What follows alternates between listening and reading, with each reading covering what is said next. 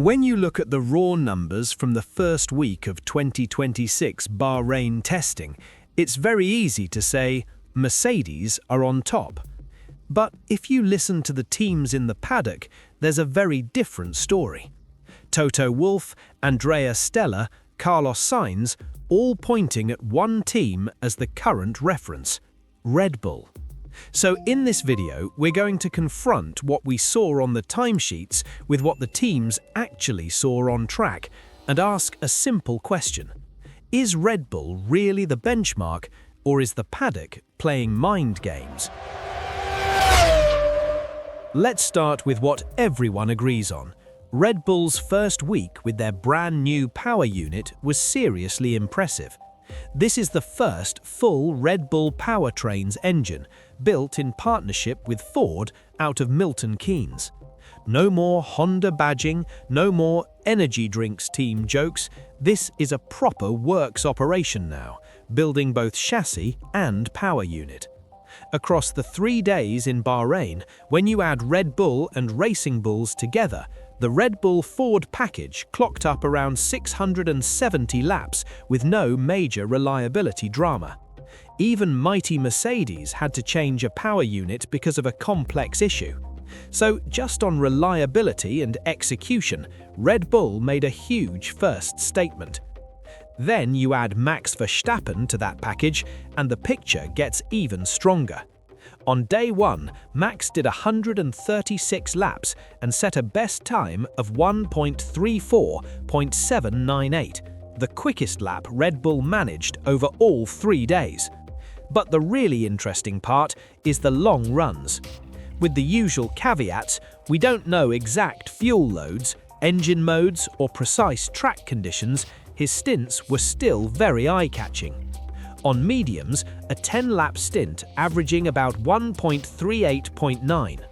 On hards, a 9-lap stint averaging around 1.37.9. On softs, 2 stints of 7 and 10 laps at roughly 1.37.6 and 1.38.0 on average. For a first proper outing with a brand new power unit, those are not just decent numbers, they're the kind of pace that makes rivals sit up and take notes. And that's exactly what happened with Mercedes and McLaren. If you isolate day 1 only, the comparison looks brutal. On hards and softs, Verstappen's averages were roughly 1 second faster than what Mercedes managed with Russell and rookie Andrea Antonelli in their short stints. The Formula Data Analysis channel even pulled telemetry and found Max hitting 344 km/h on the straight, a number nobody else matched across the entire test.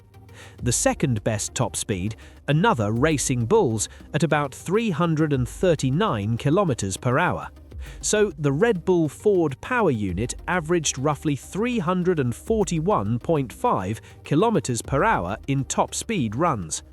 That's why Toto Wolff came out and said, right now they've set the reference, car and engine are the benchmark, and of course you still have Max in the car. But this is where context matters. Mercedes left their proper race simulations for day 3, with much heavier fuel loads and longer stints. Russell did 17-lap stints on softs, averaging around 1.40.9, and on hards at 1.39.7. On hards, he went for 19 laps at roughly 1.39.2. Antonelli's stints were a bit shorter, but still strong, about 1.40.0 on softs over 14 laps and 1.38.5 on hards over 12 laps. If you simply line up Verstappen's day 1 stints against Mercedes' long runs and ignore fuel, you'll say Red Bull are clear. But the moment you factor in stint length and likely fuel load, the gap shrinks a lot. Heavier car, more laps per run, of course the averages drift upwards. And when you then compare Mercedes' long runs to Ishaq Hadjar in the Red Bull on day 2, the picture becomes even more balanced. Hadjar lost a whole Thursday morning with a hydraulic leak, but still delivered very solid race runs. On mediums, his long stints were averaging around 1.41.1 and 1.40.1. On softs, he managed roughly 1.38.6. George Russell, on the other hand, sat consistently in the 1.39s on mediums over 17 lap runs. So over genuine long-run distances, Mercedes and Red Bull don't look like there's a full second between them. They look like two top teams going through different run plans. And both camps are very clear on one thing: nobody was using full engine power in Bahrain. Even Toto Wolff in Mercedes was blunt about it. They see Ferrari, Mercedes and McLaren ahead on their own models, and they're not ready to call themselves the benchmark at all. So where does that leave us after week one? Red Bull and Ford have absolutely nailed their first reliability test. The Verstappen's day one pace, especially on the straights, fully justifies the Paddock's respect. But Mercedes' numbers, especially once you factor in stint length and fuel, say this is not a done deal. Add Ferrari and McLaren into that mix, and the honest conclusion is simple. Before Australia, there is no clear favourite.